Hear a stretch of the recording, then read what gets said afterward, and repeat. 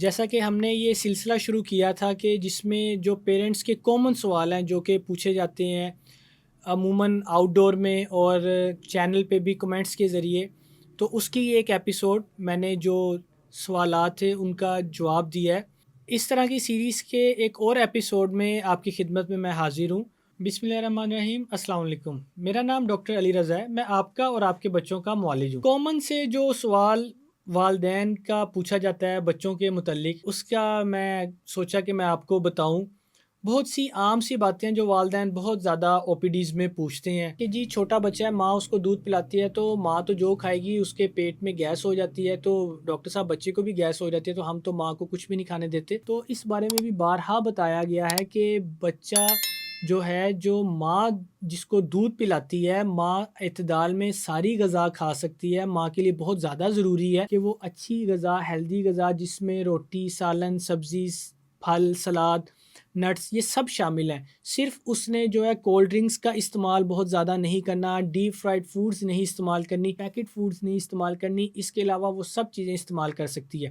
اس کے ساتھ ہی لوگوں میں بہت زیادہ کامن متس پائی جاتی ہیں کہ جی کیلا ہم نہ والدہ کو کھانے دیتے ہیں نہ بچے کو کھانے دیتے ہیں، ڈاکٹر صاحب مالٹا بھی کھانے سے بچے کو ریشہ ہوتا ہے تو کیا ہم اپنے بچے کو یہ دے سکتے ہیں؟ تو میں والدین آپ کو بتاتا چلوں کہ آپ اپنے بچے کو کیلا دے سکتے ہیں، مالٹا کھلا سکتے ہیں۔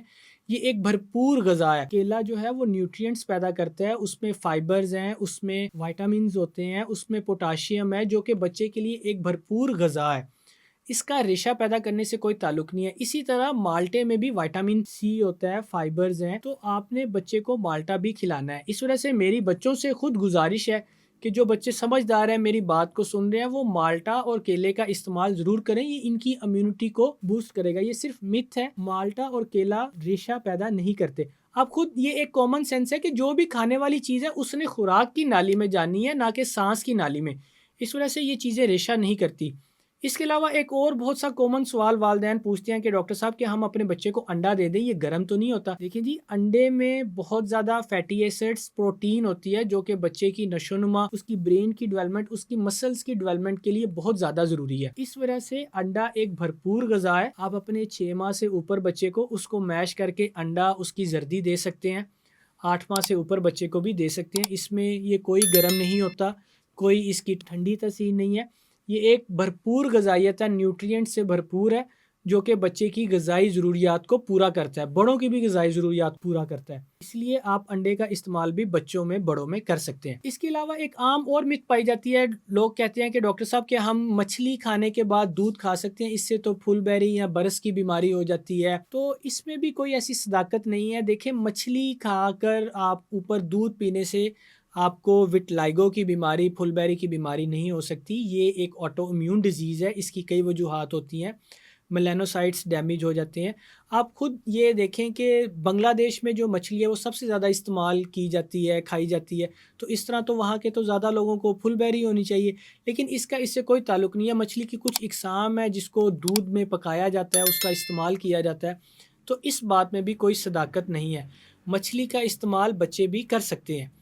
اب عموماً 6 سے 8 ماہ کی عمر کے بچے کو نرم سیمی لیکوڈ غذا دی جاتی ہے، اور 8 ماہ سے اوپر بچے کے، 1 سال سے اوپر بچے کی وہی غذا ہے جو بڑوں کی غذا ہے۔ اچھا، والدین کا ایک اور بہت زیادہ کامن سوال ہوتا ہے کہ ڈاکٹر صاحب میرا بچہ روتا بہت زیادہ ہے، یہ سوتا ہی نہیں ہے، میں سب کچھ کر لیا، اس کو دودھ پلا لیا، اس کو کولیک کے ڈراپس دے لیے، اس کو پیناڈول دے لیا، کیا اس کو میرے دودھ کی وجہ سے گیس تو نہیں ہو رہی، یا اس کا میرا دودھ پینے کے باوجود پیٹ نہیں بھر رہا، کیا میں بچے کا فارمولا چینج کر لوں؟ تو دیکھیں، بچے کے رونے کی کئی وجوہات ہوتی ہیں۔ جو چھوٹا بچہ ہے، جو وہ کچھ خود تو کہہ نہیں پاتا، تو اس کا جو رونے کا عمل ہے، اس نے اپنے ارد گرد جو وہ فیل کر رہا ہے یا کوئی اپنا کیفیت بیان کرنا چاہتا ہے، تو وہ اس نے رو کر ہی بتانا ہے۔ تو اس میں دیکھیں، اگر بچہ کوئی یورن کر رہا ہے، اس کا بلیڈر کنٹریکٹ ہوتا ہے، ریلیکس ہوتا ہے، اس میں بھی بچہ روتا ہے۔ بچے نے کوئی پوٹی کی ہے، اس کو صاف کرنا ہے تو بھی بچہ روتا ہے۔ کچھ بچے کو پیٹ میں گیس ہو گیا تو بچہ بالکل اس کی وجہ سے روتا ہے۔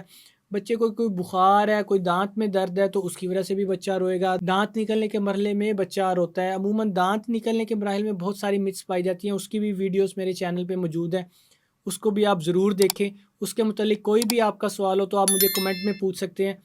امید ہے کہ آپ کو بہت سارے آپ کے سوالوں کے جواب مل گئے ہوں گے۔ آپ کا کوئی بھی مزید سوال ہو تو آپ مجھ سے پوچھ سکتے ہیں. تب تک کے لیے اللہ حافظ. آپ اپنا اور اپنے بچوں کا خیال رکھیں. مجھے دعاؤں میں یاد رکھیں. شکریہ.